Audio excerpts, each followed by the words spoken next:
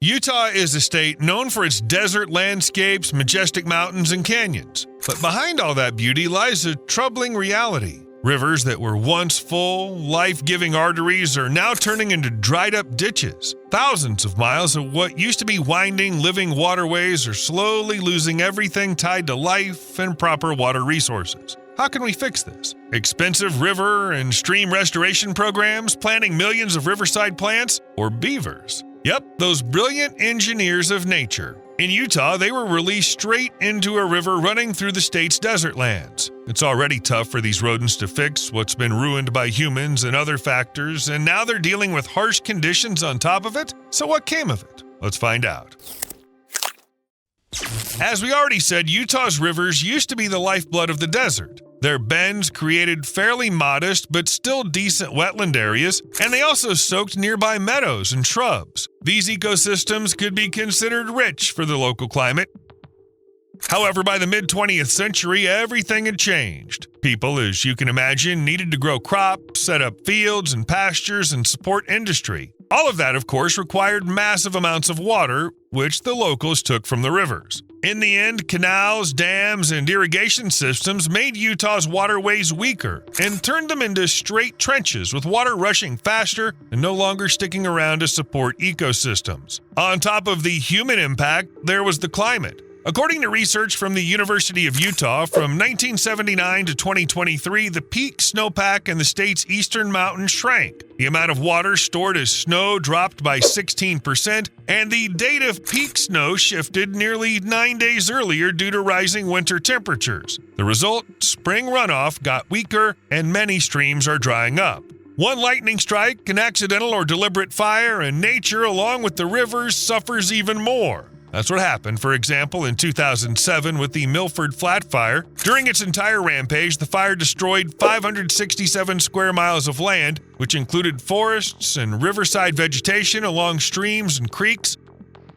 And that wasn't the end of the fires, of course, not even in 2007. That same year, there was the Neola North Fire, which burned through a much smaller area, 68 square miles. Still, it played its part in the degradation of the state's waterways. The reason is this. After a fire, the soil loses its ability to hold water. And then every rain washes tons of sediment straight into the riverbeds, eroding the banks and creating new gullies. Because of this, many rivers have narrowed several times over. What used to be a wide river valley with shallows and little islands is now just narrow ditches where the water rushes nonstop, not lingering to soak the meadows and glades along the banks. There's official data to back this up. In the U.S., there's the Clean Water Act, and it includes a concept called impaired waters, meaning that a river, stream, lake, or pond doesn't meet the state's water quality standards or can't support its designated uses. For example, sustaining aquatic plants and animals. So according to 2022 data, out of roughly 41,000 miles of assessed rivers and streams in Utah, nearly 11,800 miles were found to be unfit. This means that 28% of the state's waterways don't meet the standards, and a big chunk of those rivers can't really support healthy ecosystems. This is the Great Salt Lake. You know what's special about it? Back in the last century, in 1987 to be exact, it looked like this. A lot bigger, right? This lake is basically a sign that the state's got major issues with a big part of its waterways. Since 1850, the amount of water flowing into the lake has dropped by 39%. With a large-scale degradation of Utah's water systems from 1986 to 2022, the water level in the lake fell by 22 feet, hitting a record low of 3,940 feet above sea level. The surface area shrank from almost 2,300 square miles to just 926 square miles. And yes, as you probably guessed from the name, the Great Salt Lake is salty. What's more, it's salty because it doesn't have any outflow. That means the lake has nowhere to send all the sediment brought in by the rivers that flow into it. As a result, so much stuff from farming and industry is piled up on its bottom that it'd probably be best to just leave it there. However, as the water level drops, all that stuff gets exposed and can end up where it really shouldn't. And this is where beavers come in. Released into one of Utah's rivers, they might just help solve both the lake's issues and the state's deteriorating waterways in general. In 2019 and 2020, scientists from the University of Utah set a goal to bring one of eastern Utah's most depleted arteries, the Price River, back to life with the help of beavers and to study the whole process. They found the perfect candidates. Each animal first went through a 3-day quarantine at a rehab center, got checked for diseases, and was fitted with a microchip and radio transmitter so researchers could track the nature engineer's movements. And finally, the beavers were released in the right spot. It seemed like the start of an amazing story about a river being reborn in a dry, desert region, and it really was. Except first, the relocated rodents had to face a tough challenge. You've probably already figured out that Utah's climate isn't exactly a gift, not just for the rivers, but for nature's top engineers too. They noticed it right away after arriving near the Price River. The long drought caused one of the study sites to dry up completely, and summer temperatures stayed over 100 degrees Fahrenheit for weeks, sometimes even months. Add to this the stress of moving around, plus the fact that natural predators live in the area and don't really get the true purpose why the researchers released beavers. To them, every rodent is just food. In the end, some of the released beavers didn't make it, and some showed exactly why each beaver got a microchip and a tracker. Searching for better conditions, a few of them moved from the originally chosen restoration area as far as 12 miles downstream.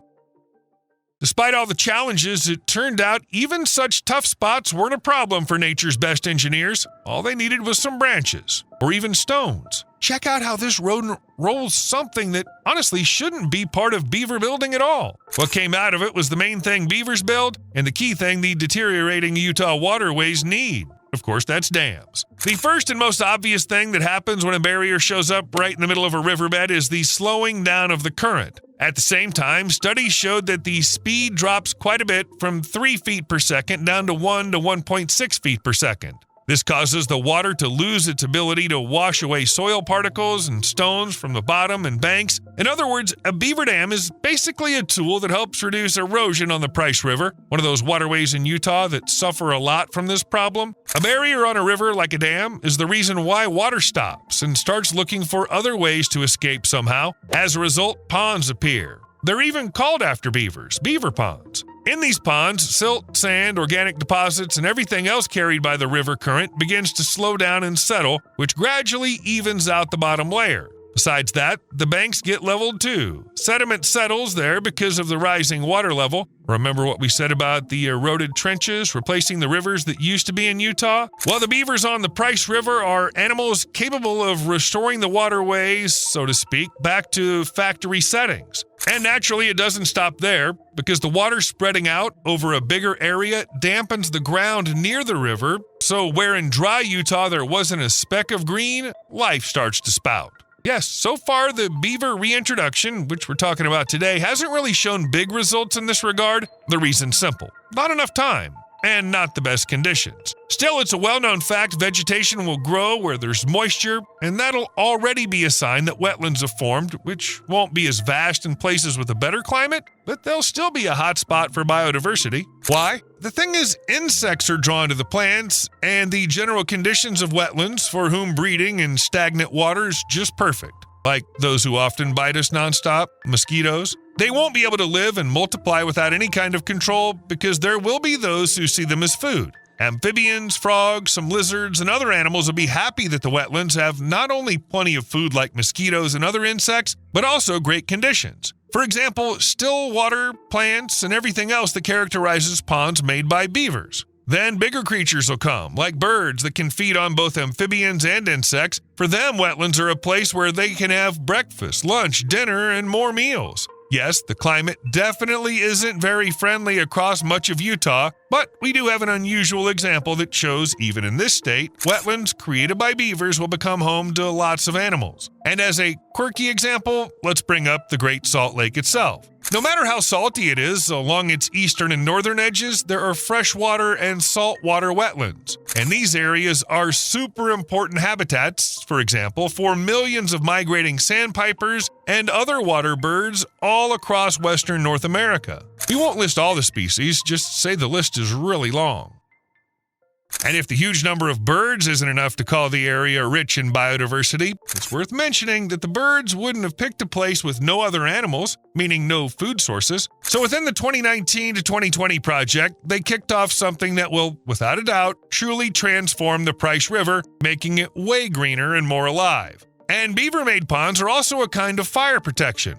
For example, there's a study from 2020 done not in Utah, but in other states. Still, it showed how much beaver activity reduces the impact of fires. Areas changed by beavers stayed noticeably greener during wildfires. This was backed up by a special index called NDVI, a measure of vegetation density. On average, the drop in NDVI during fires was 3 times bigger in places without beavers than in those with beaver activity. And if you think that's where all the benefits of beavers end, we haven't even told you about what the Great Salt Lake will get out of this project. Like we said before, dams block a river or stream, which causes ponds to form. That means the area of water in contact with the ground gets way bigger, and what's more, the water stays on the land for a much longer time. Instead of rushing quickly down the channel, water gets held up in ponds, slowly seeping down, recharging the aquifers, and raising the overall groundwater level in the nearby floodplain areas. This infiltration process turns streams into a kind of hydrological sponge that can soak up and store significant amounts of water. For example, studies in Colorado found that within a radius of up to 164 feet from dams, groundwater levels rose by 3 to 5 feet. That might not seem like much, but a dam is rarely alone, and neither are the ponds. For the Great Salt Lake, it's perfect that during droughts, the stored groundwater slowly gets released back into the stream and keeps the flow steady. But at the same time, it's worth saying that in the short term, beaver dams will reduce the flow. After all, they make water stay in beaver ponds, and that could make the lake situation worse at some point. Basically, researchers still have a lot of testing to do in this area, and this is exactly why the project on the Price River won't have any impact on the Great Salt Lake, since this waterway isn't a tributary of the struggling lake. However, the ongoing studies might show whether bringing beavers back is a viable option to save the Great Salt Lake. Right now, the researchers on the Price River aren't rushing ahead or drawing long-term conclusions. Yes, the beavers have settled in. Yes, they've already improved the situation on this degrading stretch of river, but everyone knows the conditions here aren't great, so the project is really complicated. There's no guarantee it'll lead to an incredibly successful outcome.